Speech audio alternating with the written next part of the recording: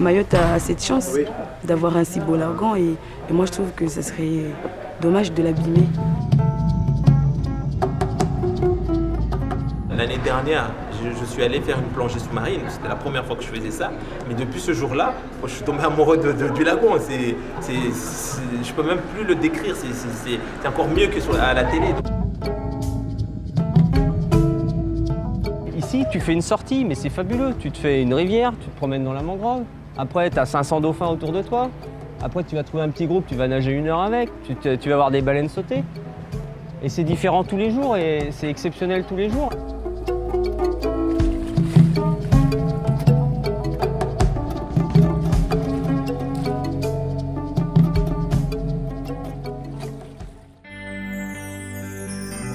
Située au nord du canal du Mozambique, entre Madagascar et la côte est africaine, Mayotte est une île d'exception de l'archipel des Comores.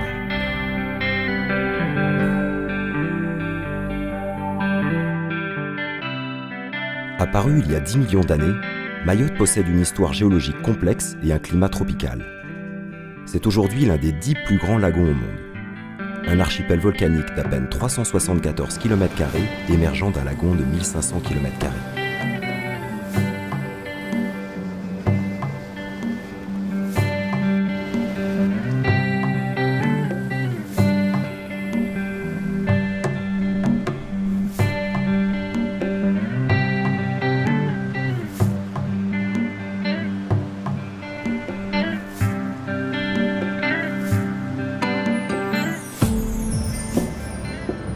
La magie de Mayotte tient beaucoup à la diversité des habitats marins et des espèces qu'elle abrite. Environ 300 espèces de coraux, 22 espèces de mammifères marins dont les fameuses baleines à bosse, plus de 750 espèces de poissons, mais aussi 7 km² de mangroves et autant d'herbiers dont raffolent les tortues marines et les derniers dugongs de l'île. Le patrimoine de Mayotte est encore bien conservé.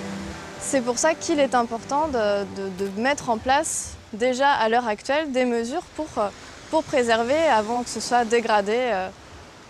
On se met à mettre en place un outil de gestion pour que justement la diversité, la richesse qu'on a dans les zones Mayotte soit pérenne et puisse profiter aux générations futures.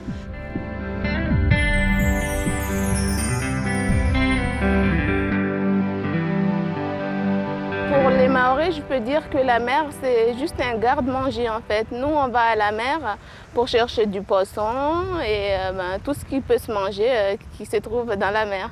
Nous, les Mahorais, on n'est pas du tout plage comme les Muzungu, mais ça commence à venir. Les temps changent à Mayotte. Nouvelle génération, globalisation et développement obligent. Dans un environnement aussi sensible qu'un lagon, cela se ressent très vite. Le problème, malgré tout, c'est que Mayotte est confrontée à un développement et notamment à une croissance démographique assez importante. Les impacts s'accélèrent, se développent. On sait bien qu'on est en retard en matière d'assainissement, en matière de traitement des déchets. Déjà, on commence à se poser des questions sur les ressources en poissons, par exemple, dans le lagon, qui est quand même une base essentielle de l'alimentation des Mahorais.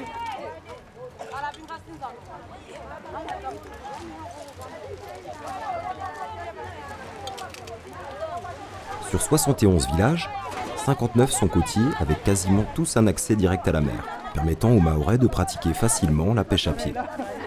Une question de subsistance, mais aussi de tradition culturelle, comme dans le cas de la pêche au Jarifa. J'ai appris la pêche au Jarifa avec mes grands-parents, pour ne pas dire avec mes ancêtres. Donc aujourd'hui, je suis devenu un maître de la pêche. Moi aussi, je dois transmettre ce que je sais aux générations futures.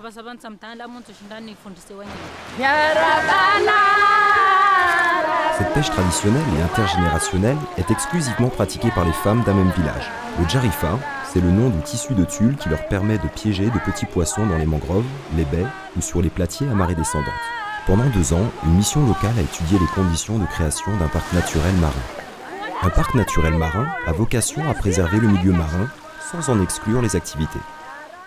On veut faire comprendre aux gens, ou à ceux qui vivent du lagon, que c'est leur outil de tous les jours. C'est-à-dire qu'ils passent leur semaine là-dedans, ils passent leur vie dans le lagon. On veut juste leur faire comprendre que on peut arriver à vivre du milieu et en même temps à le préserver.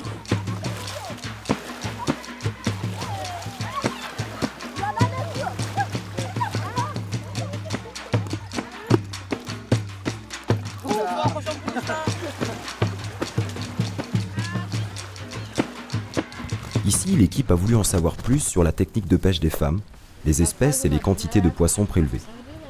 Une approche scientifique, mais pas seulement.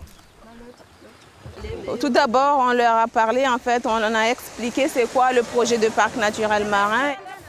Au début, elles nous disaient, vous venez mettre le parc pour nous interdire de pêcher, mais on leur a dit que le parc, ce n'est pas un outil réglementaire. Et je pense que maintenant, elles ont confiance en nous et qu'elles s'intéressent en fait à ce projet.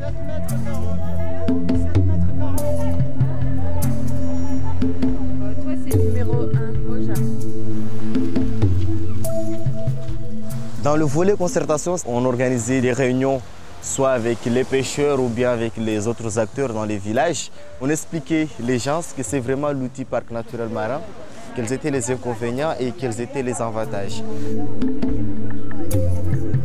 Et notre travail, c'est essentiellement d'aller rencontrer les acteurs, d'aller leur expliquer ce qu'on veut faire, d'aller les interroger aussi sur la connaissance qu'ils ont de ce patrimoine, comment ils le vivent, comment ils l'approchent, et à partir de ça, d'essayer de trouver des orientations de gestion qui correspondent finalement le mieux possible à leurs aspirations et à ce qu'ils attendent un petit peu de ce lagon. Et peu à peu, un périmètre s'est dessiné. Des orientations de gestion se sont précisées et un conseil de gestion représentatif a vu le jour. On a participé aux différents groupes de travail, organisé aussi les réunions, aussi les réunions villageoises avec la mission. Et les élus ont participé quant à eux au niveau des réflexions, des comités de pilotage et de la validation des différentes orientations.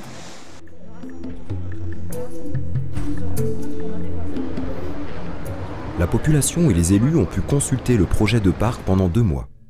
On s'est rendu compte que les gens étaient heureux d'être entendus et écoutés. Et quand ils ont vu pendant 2 ans comment ça se déroulait, l'évolution des choses, la prise en considération de leurs particularités, de leur langue et de leur unicité finalement, de leur lien unique au lagon, les gens ont bien réalisé que c'était une démarche intéressante pour eux.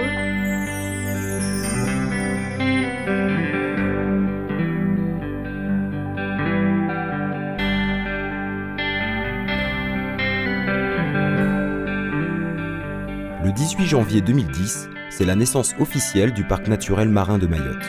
Le premier en Outre-mer, le second en France. Institution de parc naturel marin à Mayotte, en Diaponavis.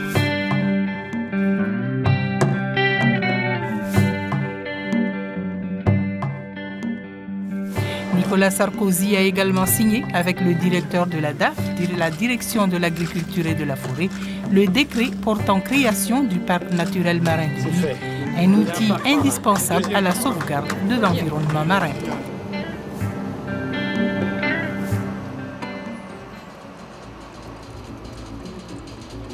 Sept orientations phares ont été retenues pour la gestion du parc. Parmi elles, le soutien à la pêche à la palangre.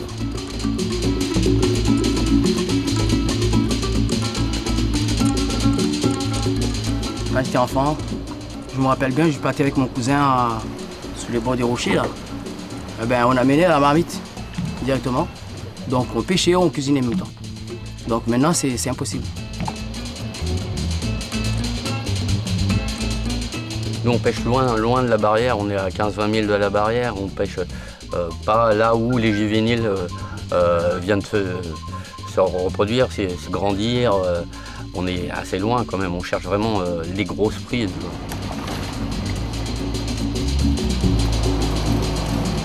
Je pense qu'il faut quand même laisser les vieux qui étaient là avant, qui continuent à pêcher traditionnellement, et de développer en plus aussi, les former s'il y a d'autres techniques de pêche pour ne pas détruire.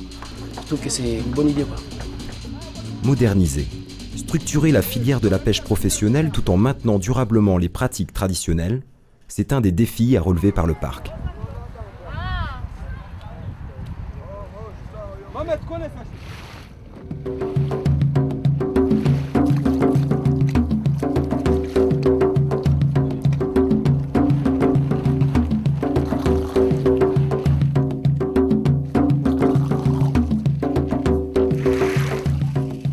Mayotte est déjà le principal producteur d'aquaculture en Outre-mer.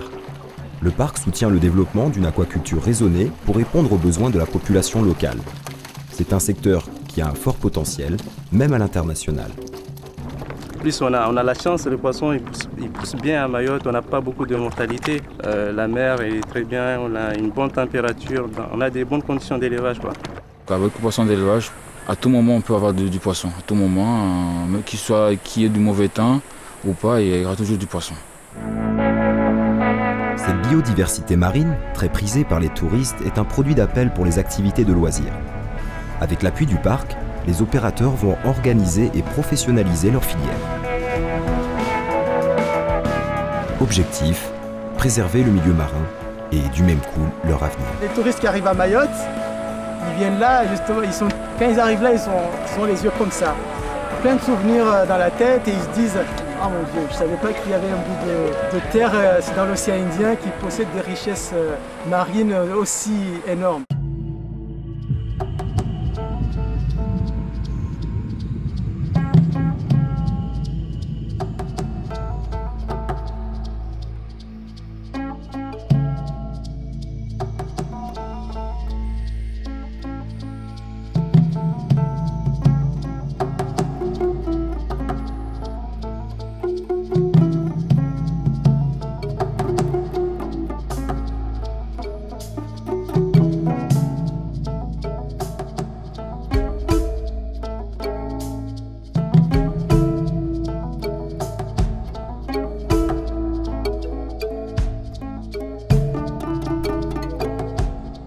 Il faut faire plus de la sensibilisation en fait, pour pouvoir amener les jeunes à découvrir parce que quand on ne connaît pas, on ne peut pas en fait, protéger. Pour nous, plus il y aura du poisson, plus on va conserver notre métier sur la durée. Si tout le monde arrive à travailler ensemble et tout le monde apporter sa pierre et participer à la protection, ça sera la réussite de ce parc.